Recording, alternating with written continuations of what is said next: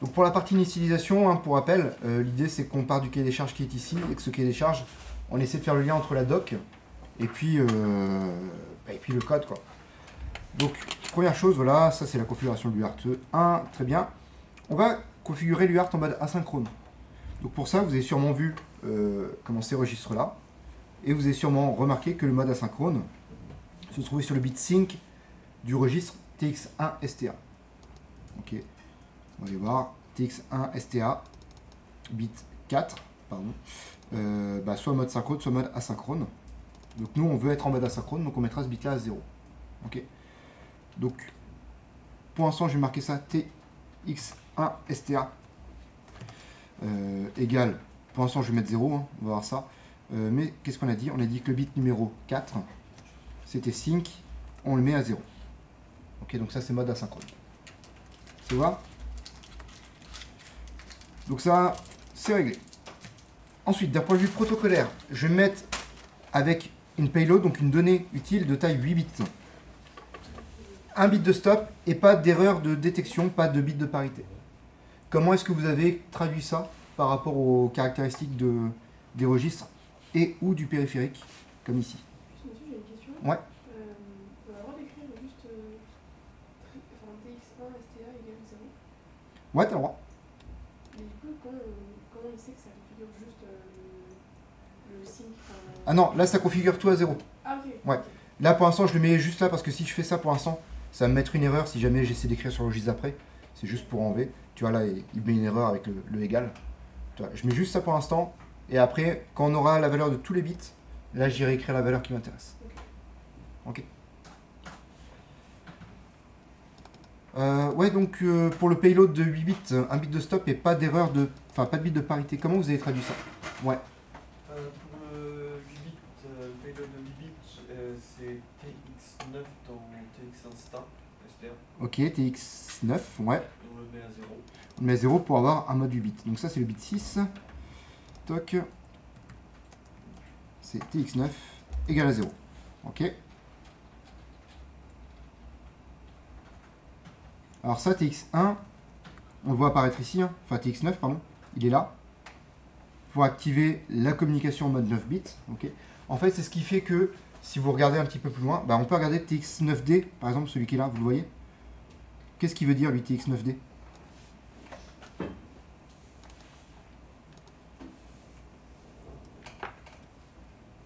Ouais. En plus, les configurations du bit de parité.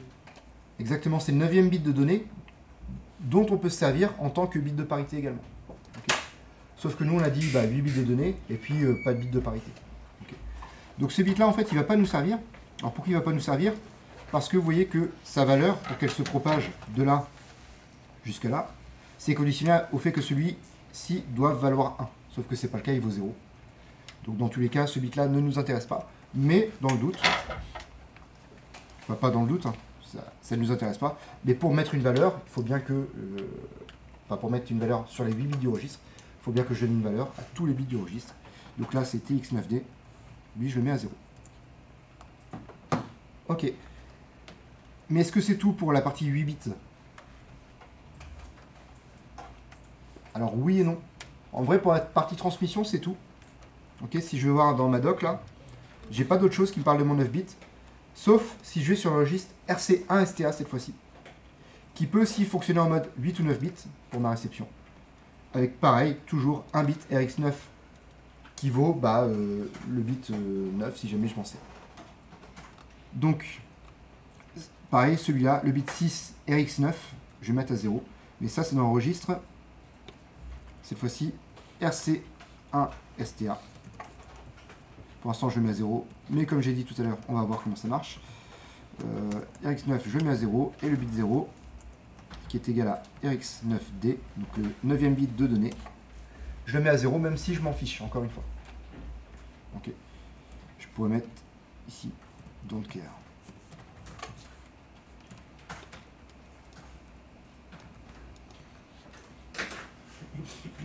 Ok.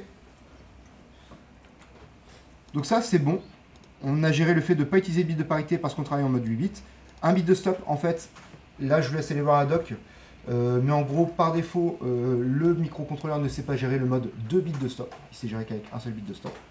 Donc dans tous les cas, on a fait cette partie-là. Ok. Avant d'aller sur le baud rate, je vais juste parler de ça, pardon. Enable. Enable receiver, transmitter and module. Module au sens périphérique du terme. Donc activer le périphérique. Comment je fais pour activer le receiver, le transmetteur et le module?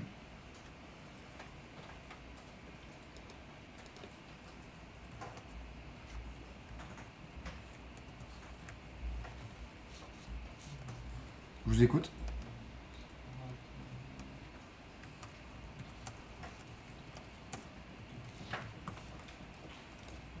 Ouais. Pour enable la transmission, c'est le TXEN. Pour enable la transmission, c'est le TXEN dans le registre TX1 STA. TXEN active la transmission. Ok, donc ce bit 5.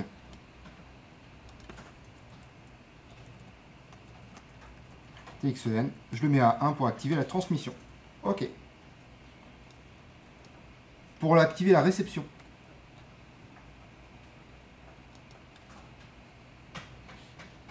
On doit avoir le même, il me semble, dans la partie RC1 STA, non?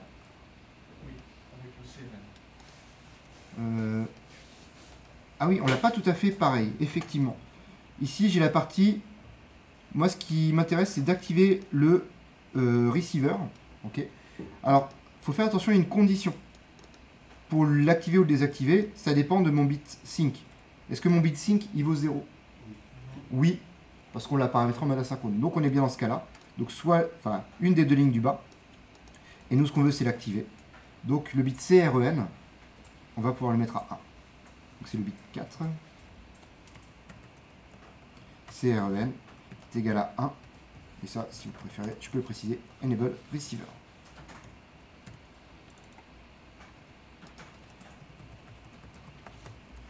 Ok. Et comment je fais pour activer le module? Parce que ça, le transmetteur, c'est fait. Le receiver, c'est fait. Maintenant, comment je fais pour activer le périphérique?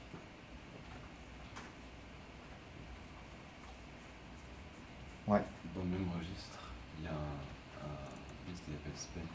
Dans le même registre, il y a un bit qui s'appelle span, serial port enable ou disable. Et nous, on va le mettre à 0. Vous vous souvenez pourquoi? On a fait la même chose avec le timer. Je sais pas si vous vous souvenez. Ah oui, parce que tant qu'on... Tant qu'on le configure, Oui, c'est ça. on l'éteint. Okay, et quand on a fini de le configurer, donc ça, à la limite, on va pouvoir le faire à la toute fin. Quand on a fini de le configurer, on va pouvoir l'allumer. Hein, rappelez l'analogie. Quand je change, je sais pas moi, quand je fais ma vidange ou quand je change la courroie de distribution, c'est bien de le faire avec le moteur éteint. Ok. Ok, donc c'est-à-dire qu'à la toute fin, on va activer le périphérique. Et pour l'activer, du coup, eh ben, j'ai différentes manières de faire, mais il faut que je mette ce bit-là à 1. Donc, je peux faire ça. RC1 STA bits.SPEN, je peux le mettre à 1.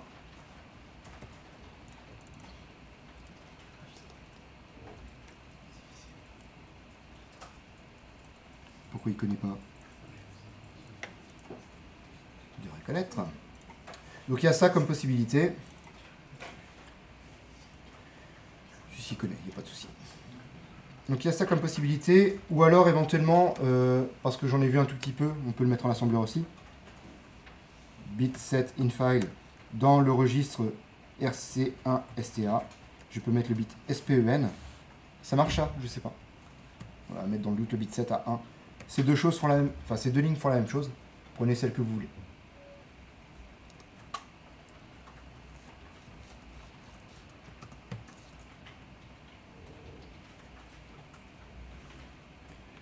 Ok, donc c'est bon, on a activé le module, parfait. Ça, on verra ça plus tard. Ok, le baud rate en mode 16 bits, mode high speed. Comment je peux configurer ça?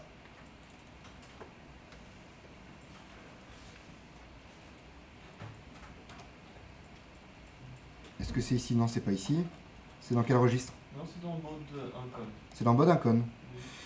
Oui. comment pour le 16 bits? Pour le 16 bits, effectivement, c'est ici le bit BRG16. Je me mets soit en mode 8 bits, soit en mode 16 bits.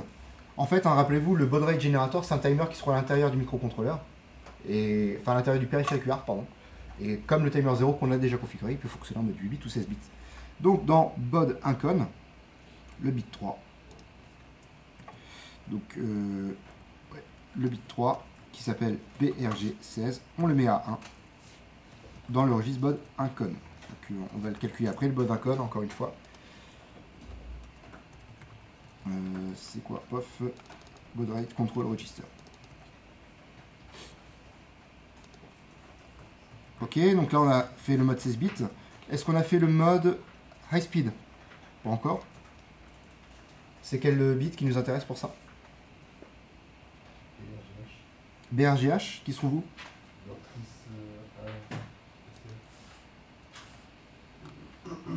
Tu m'as dit non? Non, TX1. TX1 STA, ok. Le bit numéro 2, BRGH. Je suis dans quel cas? Je suis dans le mode synchrone. Asynchrone, pardon, donc je suis là. Et moi, je vais me mettre en mode high speed. Ok. Donc, BRGH, le bit numéro 2, je le mets à 1.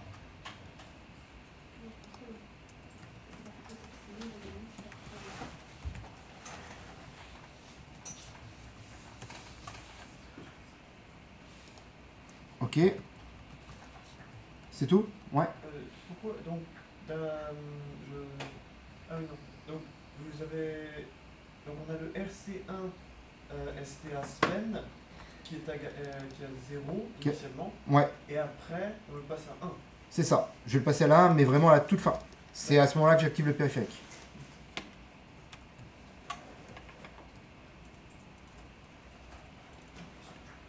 Ok, high speed mode, c'est bon. Ok, et ensuite il y a le baud rate. Alors le baud rate, comment ça marche? Avant d'aller plus loin sur le baud rate, puisque là ça va être la valeur vraiment du débit que je vais vouloir, ce que je vais faire, c'est que je vais vérifier les quelques bits que je n'ai pas encore renseignés là-dedans.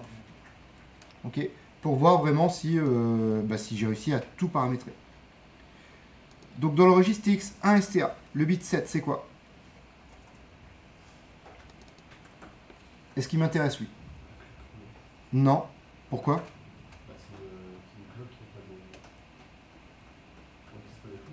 Ouais.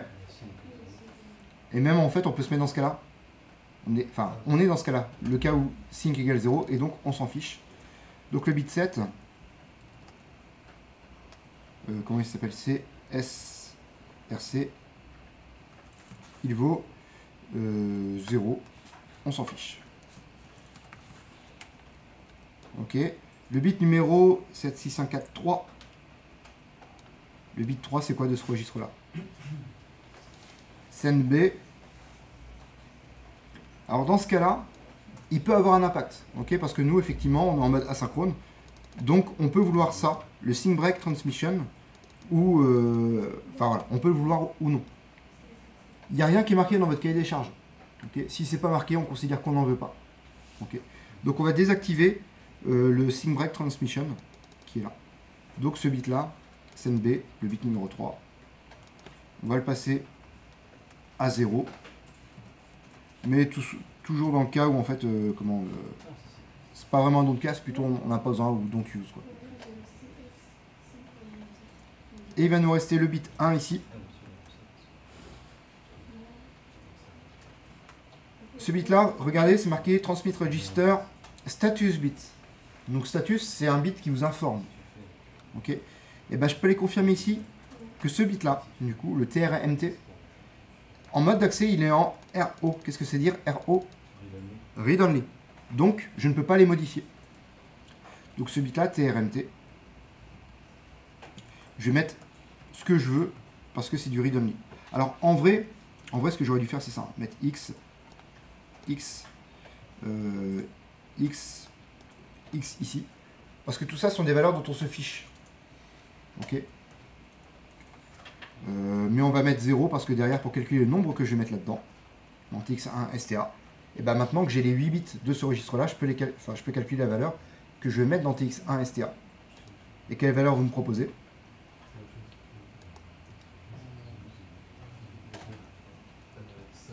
Ouais. 24. 24. Ok. Ça va? Ou vous pouvez l'écrire également comme ça. Hein. 0B, 0. Voilà. C'est comme vous voulez. Ou vous pouvez l'écrire aussi en valeur décimale. Valeur décimale, ça donnerait 68. Ok.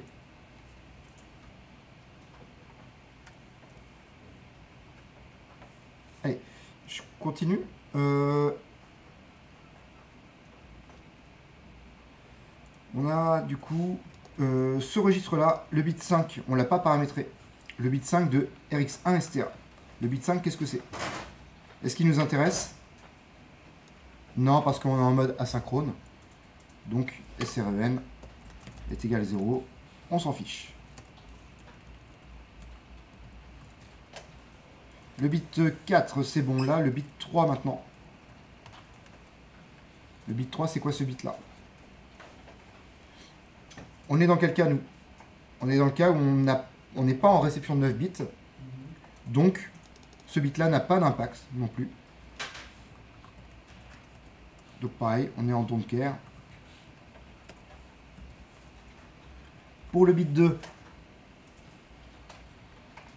le bit 2 c'est quoi? Framing error bit. Et là, le bit 1, je vais les prendre ensemble. Overrun error bit également. Donc ce sont des bits d'erreur. Et on peut regarder read only ou read. Et le HC, je sais plus c'est quoi, c'est hardware quelque chose. Ok. Mais dans tous les cas, je ne peux pas les écrire dans ces bits-là. Ok. Donc, que ce soit ce bit-là ou ce bit-là, je vais mettre un 0 parce que leur valeur n'importe peu. Et donc, la valeur que je vais mettre là-dedans, du coup, c'est combien ?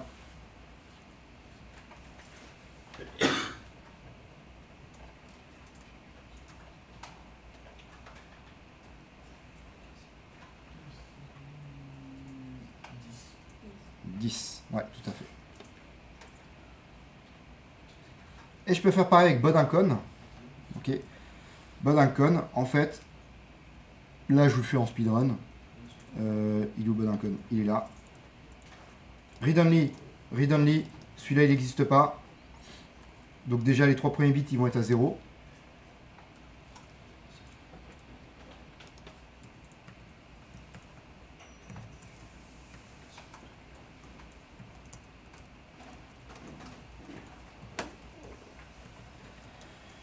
Ensuite, j'ai le bit numéro 4. Le bit numéro 4, c'est quoi? SCKP. Synchronous Clock Polarity. Nous, on est dans quel cas? On est dans le cas ici, synchrone. Enfin, asynchrone, pardon. Moi, qu'est-ce qui m'intéresse? Je suis dans quel cas ici? Dans quel cas je devrais être? Celui-là ou celui-là? L'état de repos pour la transmission est un niveau haut ou un niveau bas? Ouais. Niveau haut. Je reviens sur ce que je vous expliquais là, avec cette partie-là. Voilà. L'état de repos, idle state, c'est un état haut. Ok. Donc ça, c'est pas un cahier des charges, enfin, c'est pas une ligne de notre cahier des charges spécifiquement, c'est plutôt une ligne qui est appropriée à chaque utilisation en UART. Donc du coup, on a dit SCKP égale à 0, idle state égale high level. Ok, ensuite on a les bits 2, le bit 1 et le bit 0. Alors le bit 2, si je dis pas de bêtises, voilà, il est vide, il sert à rien. Ok, donc le bit 2 égale à 0. Le bit 1, on est dans quel cas nous? Dans le cas où on est en mode asynchrone toujours. Donc soit on fait fonctionner le receiver en mode normal, soit on lui dit un truc un peu compliqué qui prend 3 lignes. Encore une fois, il n'y a rien qui a été précisé dans le cahier des charges à ce niveau-là. Donc on va se mettre en fonctionnement normal, classique. Okay. Donc ici, je vais mettre à 0. Et pour le bit 0, je suis en mode asynchrone toujours. Et pareil, là on parle d'un mode qui s'appelle Autobod Detect. On n'en a pas parlé dans le cahier des charges, donc ce mode-là, on ne va pas l'utiliser. Donc on va se mettre à 0. Ok. Et ça, pour notre registre bod incon, ça nous donne quelle valeur? 0x 0,8. Ok, parfait. Alors tout ça, ça nous a permis de répondre à quelques éléments. Donc là, en gros, j'ai configuré mon périphérique, presque configuré. J'ai configuré tout ce qui est à l'intérieur des pointillés bleu foncé, là. Donc tous les bits qui sont là. Pareil sur la partie réception. Okay. Le seul truc que j'ai pas configuré, c'est ça, je l'ai configuré. Ça, j'ai configuré ça aussi et ça aussi.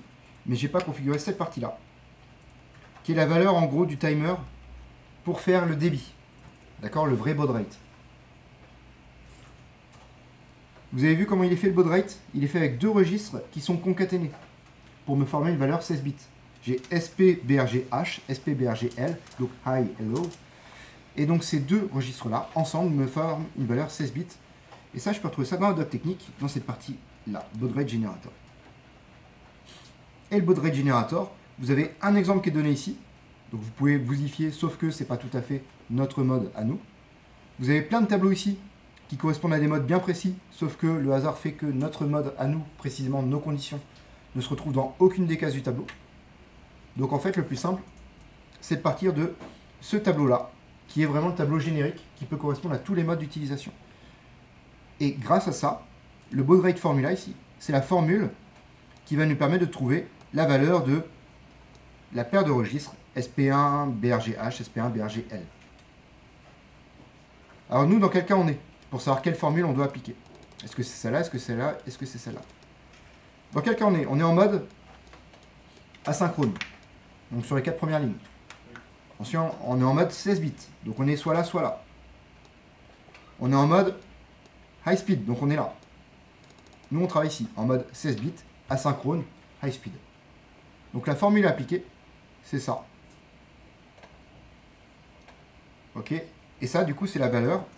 Et ben, je vais la noter ici, tiens. On va noter ça là. Donc moi, le baud rate que je veux,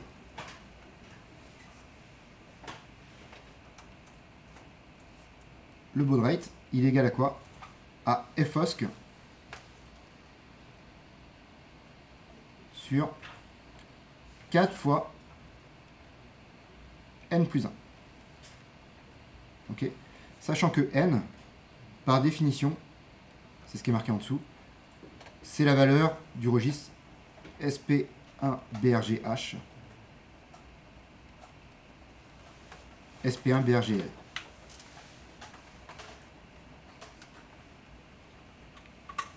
Ok, qu'est-ce qu'on connaît là-dedans, nous?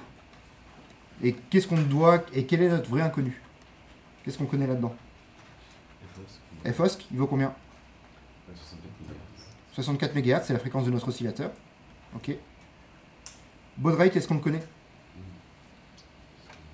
Oui et non. C'est un petit peu particulier, baud rate. Je vais mettre des petites vagues. Oui, on le connaît. Mais faites attention, c'est pas... Nous, ce qu'on veut, c'est que notre fonction elle soit générique. C'est-à-dire que je puisse préciser le baud rate au moment de la construction. Ok. Donc baud rate, c'est pas une valeur, c'est une variable qui est passée à la fonction. Et comme ça, quand j'appellerai la fonction UR21 init, je pourrais très bien dire 9600. C'est ce qu'on va faire, nous, il me semble. Je pourrais très bien mettre d'autres débits qui m'intéresseraient aussi. Ok. Donc du coup, on a la variable baud rate, du coup, que je vais l'écrire. Enfin, je vais l'écrire comme ça. BD rate. Et donc, bah, moi, il faut que j'isole n. Donc maintenant, vous savez, enfin, vous voyez là où je veux en venir. SP1 BRG. Je vais l'appeler comme ça, c'est plus simple.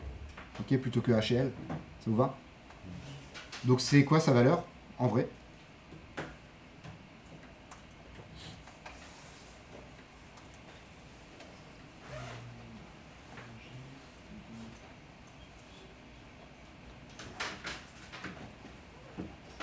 Non, c'est baud rate divisé par...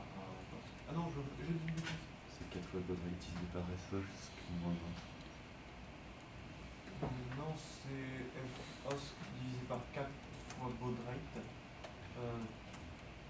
Oui, Moins 1. On est d'accord là-dessus? Ok. Donc du coup, je vais pouvoir me créer un nombre sur 16 bits.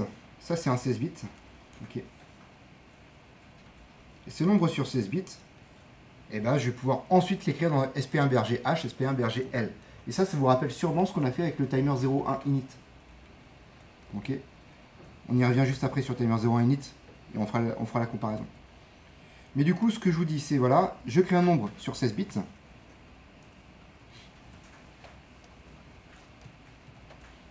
Ok.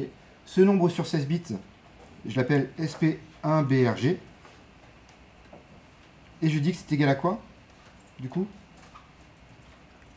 FOSC divisé par 4 fois baud rate, le tout moins 1. C'est ce qu'on a dit, ça. Ok. Alors, baud rate, il est connu. Pourquoi? Parce que c'est l'argument qui est passé à la fonction. Par contre, FOSC, il n'est pas connu. Ok. FOSC, pour rappel, c'est notre 64 MHz. On peut le retrouver quelque part quand même. Si je vais voir dans mes fichiers, que je vais dans mon TP, que je vais dans Disco, BSP, et si je vais dans common.h, si je dis pas de bêtises, ici je peux trouver mon 64 millions de Hertz, qui est ici. Et plutôt que de marquer une valeur en dur, je préfère utiliser ça. CPU frec en Hertz. Ok. C'est la même chose. Hein. Si vous marquez 64 millions, on revient exactement à la même chose. D'accord? Par contre, c'est plus lisible à mon sens d'avoir un CPU frec Hertz. Parce qu'en plus, le jour où vous allez changer de fréquence éventuellement sur votre processeur, eh ben, vous n'aurez pas besoin d'aller chercher partout où vous avez écrit 64 millions. Vous aurez juste à changer la valeur de cette macro constante là.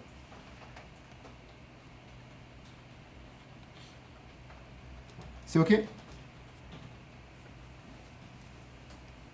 Donc là, ça, j'ai écrit ça dans une variable à moi, une variable 16 bits. Mais comme je vous l'ai dit, hein, il faut que j'écrive dans SP1BRG H et il faut que j'écrive dans SP1BRG L. Et bien comment je peux transformer ce nombre 16 bits? Comment je peux le décomposer pour qu'il rentre dans deux registres 8 bits? Et là c'est un petit rappel de ce qu'on a fait avec le timer. Ouais. Non, pour le high, on peut juste prendre les 8 premiers bits. Donc pour ça, on écrit un unit 8. Je fais juste ça. Oui, c'est ça. Ça me donne les 8 premiers bits. Ok. Et pour le lot, Ouais. il faut juste qu'on décale tout ça de 8 bits. Et la solution, c'est double Comme ça vecteur. ou comme ça? L'autre sens. De 8. Ok. Et c'est tout.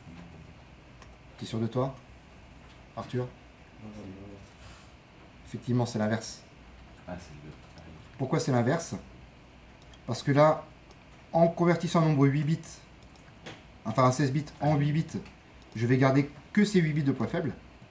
Et là, du coup, les 8 bits de poids fort qui étaient là, je les décale vers la droite pour extraire, enfin pour qu'ils soient placés en position faible. Et là, une fois qu'ils sont placés en position faible, je peux aller les convertir. Je vais voir mon timer 0 init, hein, juste pour comparer, pardon. Regardez, on a fait exactement la même chose. Un nombre 16 bits qu'on a calculé à partir du paramètre en entrée de la fonction. Et ensuite, on l'a cassé en deux nombres 8 bits. Ok. C'est exactement la même chose. Ça vous va?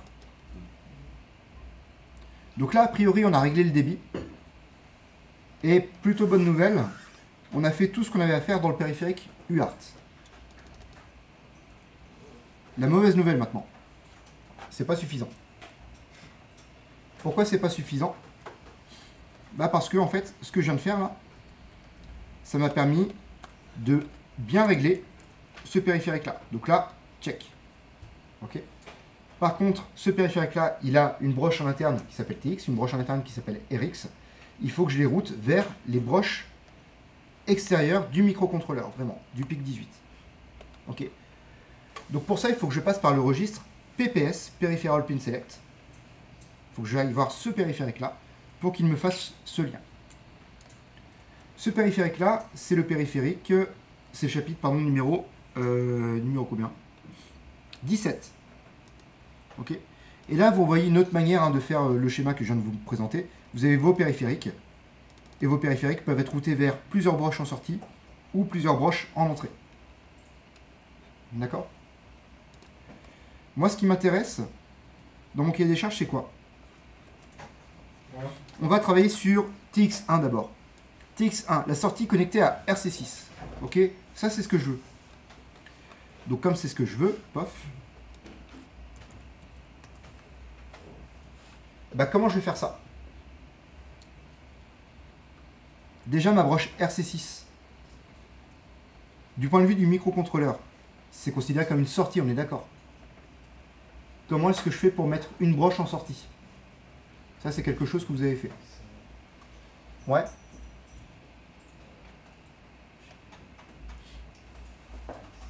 On a le registre TriState qui permet de choisir la direction de la broche. Pardon? Alors, c'est pas le registre que je vais mettre à 0. Pourquoi? Parce que dans le registre, j'ai les 8 broches de mon port. Ok. Moi, ce qui m'intéresse là, c'est juste la broche numéro 6 du port C. Donc déjà, ça va être tris C. Ok. Et cette broche-là, il faut que je la mette à 0. Donc j'ai plusieurs manières de faire. À la limite, je peux utiliser ça, bits. Est-ce qu'il me propose quelque chose d'ailleurs? Il n'a pas l'air de me proposer.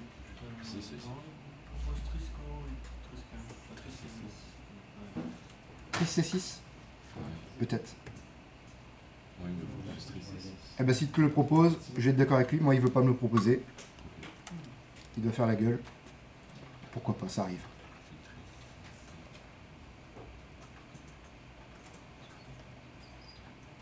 En tout cas, je compile, ça fonctionne. Donc, ok, ça veut dire que la broche, là, elle est bien configurée en sortie. Ok. Donc, ça veut dire que ce que j'ai fait, du point de vue de mon périphérique, c'est ça. Ça, je l'ai bien fait. Ma broche est une sortie. Par contre, il me reste le lien à faire là. Ok.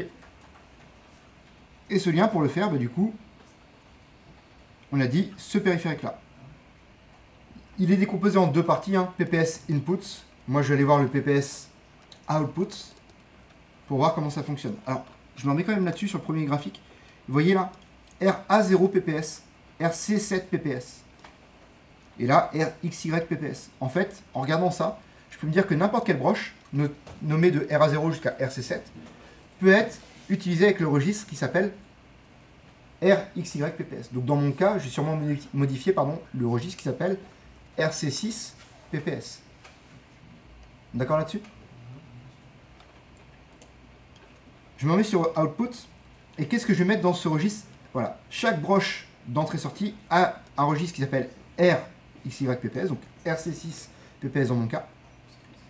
Et en fait, je vous la fais vite fait, en fonction de la valeur que vous allez mettre dedans, vous allez le rediriger, cette broche-là, vers un des périphériques. Alors si je parcours ce tableau-là, quel périphérique est celui qui m'intéresse moi? USART 1, je suis d'accord avec vous. C'est lequel? Le deuxième. USART 1, TX, c'est lui qui m'intéresse. Ok. Donc en fait, ce que je vais faire, c'est dans le registre RC6 PPS, je vais mettre la valeur 0x09. RC6 PPS est égal à 0x09, on a dit. Donc là, en gros, c'est TX1 branché sur RC6. Là où la ligne du dessus, c'est RC6 en output. En sortie, si vous préférez.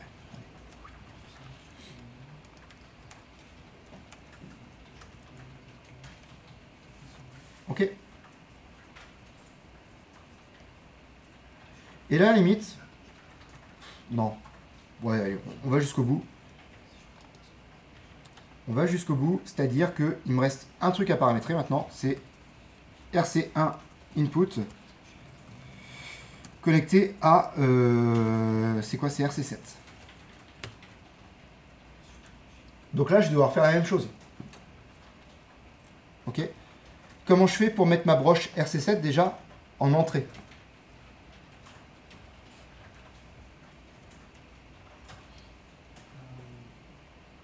Et bien pareil, tris C bits. Bon, .tricc7 du coup égale à 1. tricebits.tricc7 égale à 1. Et à la limite, parce que j'ai envie de mélanger un petit peu les cultures et les genres, on va avoir ici un bit set in file dans le registre tricc, par exemple. Le bit numéro 7. Et ça me permet de, du coup, mettre RC7 en entrée. Ok, mais c'est exactement la même chose. Hein. Ok. C'est juste que ça vous permet de vous rappeler qu'il y a différentes manières de faire. Ok. Est-ce que ça suffit pour mettre la broche en entrée? Il faut aussi connecter le X et cette broche-là. Oui, alors effectivement, il va falloir connecter ça comme ça.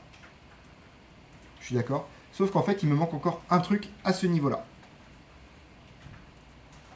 Et ça, c'est propre aux entrées. Je ne sais pas si vous vous souvenez.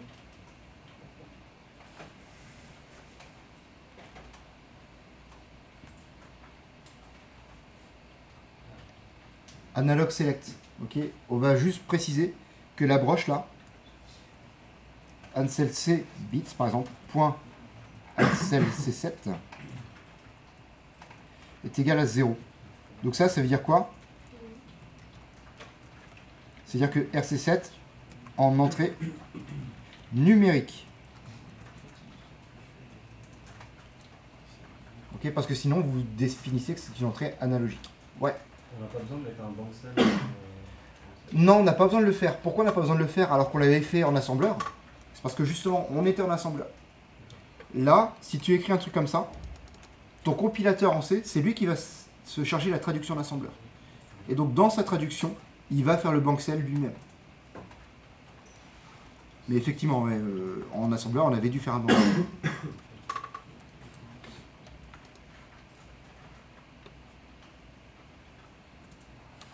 Et du coup, maintenant, ce que tu disais tout à l'heure, Félix, on va devoir passer effectivement, enfin faire le lien entre la broche et le périphérique UART1.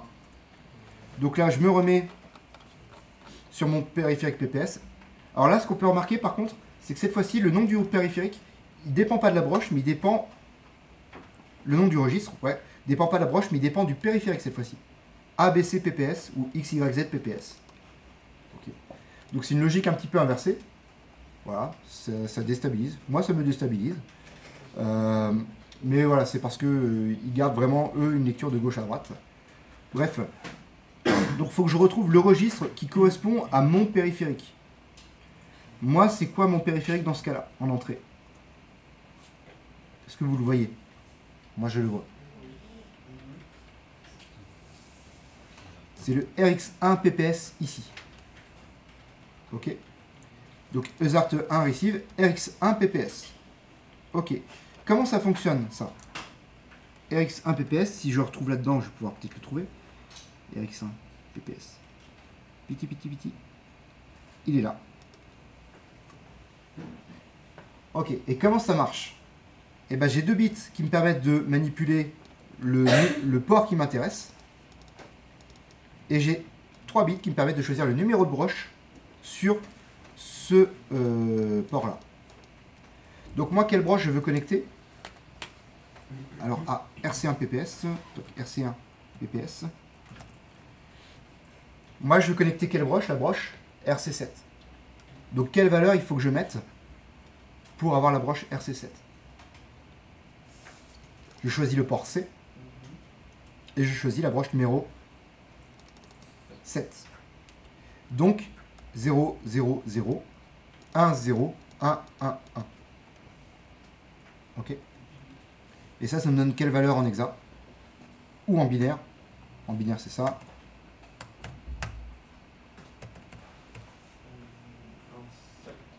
Et en hexa, ça donne 17.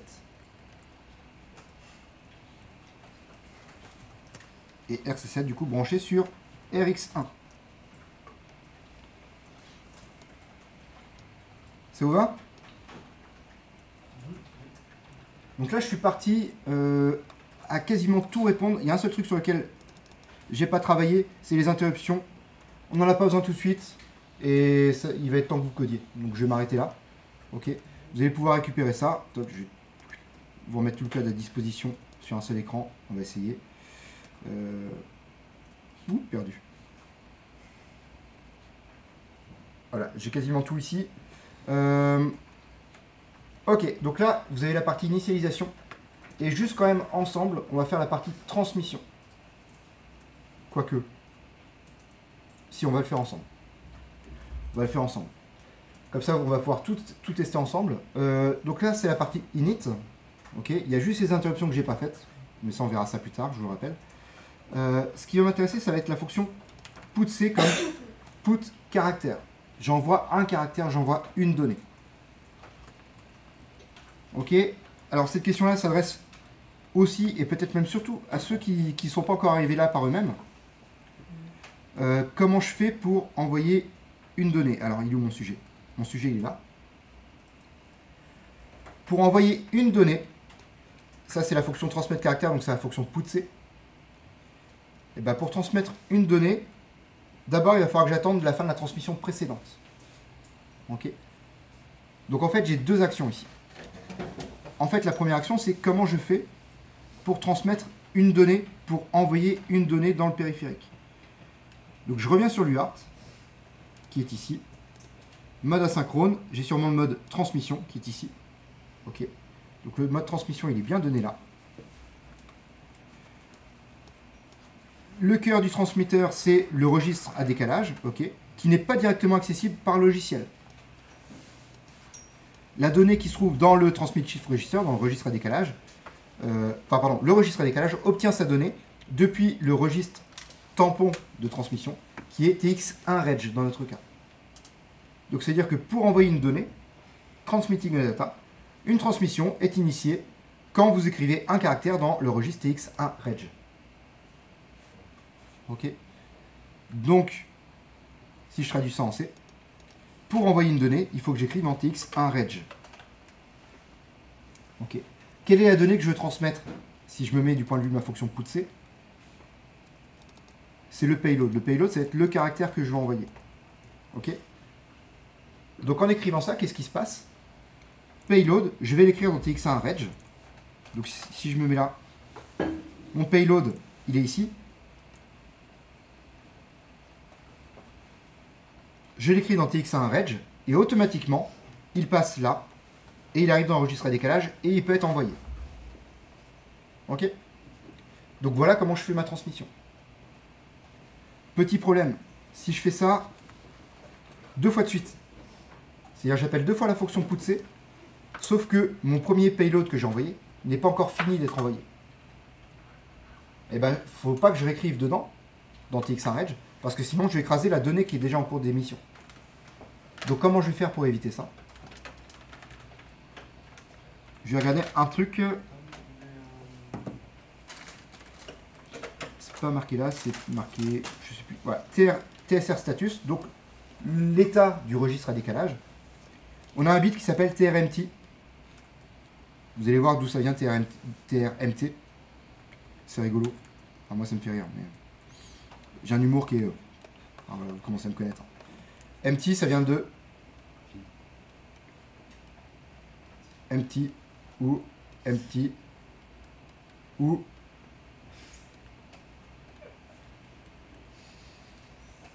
Voilà. Donc ça veut dire c'est vide. Voilà. Et en fait, si je regarde justement le schéma, vous voyez si TRMT, il est là. Pour indiquer, est-ce que mon registre, il est vide ou pas? Est-ce que mon registre de transmission est vide ou pas? Sous-entendu, est-ce qu'il est disponible? D'accord? Donc moi, en fait, ce que je vais faire, c'est je vais rester bloqué tant que ce bit-là, enfin, tant que le registre n'est pas vide. Ok? Donc tout ça, c'est marqué dans ce registre-là. Je vais juste aller vérifier dans quel registre ça se trouve. C'est dans le registre qui est là, TX1Reg. Non, pas TX1Reg. TX1STA, pardon. Il est où? Il est où? Il est là. Transmit bit register. S'il est à 1, le registre est vide. S'il est à 0, le registre n'est pas vide. Et donc moi, qu'est-ce que je vais faire? C'est ce qui est marqué ici. En fait, la fin de la transmission, ça veut dire que je m'assure que le registre soit vide avant de pouvoir envoyer. Et donc, comment je vais faire en C? Comment je peux traduire ça maintenant? Vous voyez la structure qui est donnée là? C'est une boucle qui remonte vers l'arrière. Hein. Donc, c'est une boucle while. Donc là, en gros, il faudrait que je reste bloqué tant que mon registre n'est pas vide. Tant qu'il est occupé. Donc, comment je peux écrire ça? Ouais.